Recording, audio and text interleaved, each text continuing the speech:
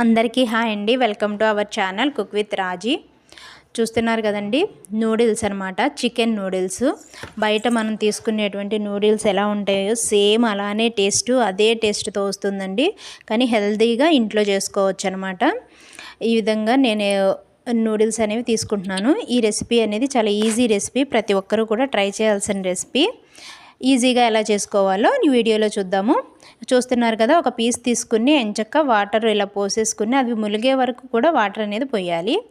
ఈ కన్సిస్టెన్సీ అనేది మనం ఇలా పట్టుకున్నప్పుడు ఎంచక్క విడిలిపోవాలన్నమాట. ఈ విధంగా మనం ఈ యొక్క నూడిల్స్ అనేవి బాయిల్ చేసుకుని పక్కన పెట్టేసుకోవాలి.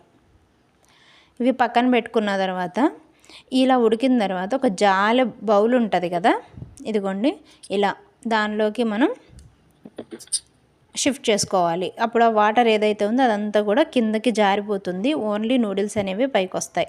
అప్పుడు దానిపైన కొద్దిగా నూనె పోసి ఇలా మనం ఆ గరిటెతో కాకుండా చేత్తోనే విడదీసుకోవచ్చండి. అప్పుడు అవి పొడి పొడిలాడతాయి అన్నమాట. తర్వాత ఒక బౌల్ తీసుకుని దానిలో వీటిని మళ్ళీ మనం తాలింపులాగా వేసుకోవాలన్నమాట, గార్నిష్ చేసుకోవాలి. ఏ విధంగా అంటే ముందుగా కొద్దిగా oil, garlic, cabbage, capsicum, carrot ఇవన్నీ వేసి ఒక 5 నిమిషాలు మగ్గబెట్టుకోవాలి. ఇవి మగ్గిపోయిన తర్వాత దీనిలో కొద్దిగా ఉప్పు, కారం, పసుపు అనేవి వేసుకోవాలి.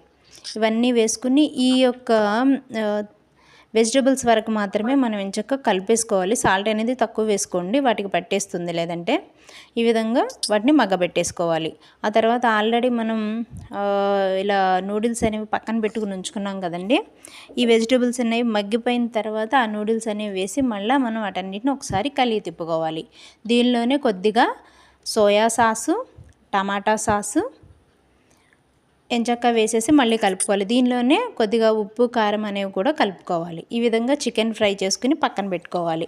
చికెన్ ఫ్రై రెసిపీ నా వీడియోలో ఉందండి, నా ఛానల్లో ఉంది, కావాలంటే చెక్ చేసుకోండి. ఆ విధంగా చికెన్ ఫ్రై చేసి పక్కన పెట్టుకోవాలి. వాటిని ఒక చిన్న చిన్న పీసెస్గా ఇలా కట్ చేసుకుని ఆల్రెడీ మనం నూడిల్స్ అనేవి ప్రిపేర్ చేసుకున్నాం కాబట్టి దానిలో వీటిని చికెన్ ముక్కల్ని వేసేసి మళ్ళీ ఒక్కసారి కలిగి తిప్పుకోవాలి. అంతేనండి, చాలా ఈజీగా అయిపోతుంది. తర్వాత ఈ విధంగా ఒక ప్లేట్లోకి సర్వ్ చేసుకుని తీసుకోవచ్చు. చాలా బాగుంటుందండి. బ్యాచిలర్స్ కూడా ఊరినే ఈజీగా మనం తయారు చేసుకోవచ్చు అనమాట. ఇలా ప్లేట్లో సర్వ్ చేసుకుని స్నాక్స్ టైంలో కానీ మార్నింగ్ అయినా కూడా మనం తీసుకోవచ్చు. చాలా బాగుంటాయి. మీరందరూ కూడా తప్పకుండా ట్రై చేయండి. మీకు ఈ రెసిపీ ఎలా వచ్చిందో నాకు కమెంట్లో తెలియచేయండి. మీకు గనక ఈ రెసిపీ నచ్చితే నా ఛానల్ను లైక్ చేయండి, షేర్ చేయండి, సబ్స్క్రైబ్ చేయండి. Thank you.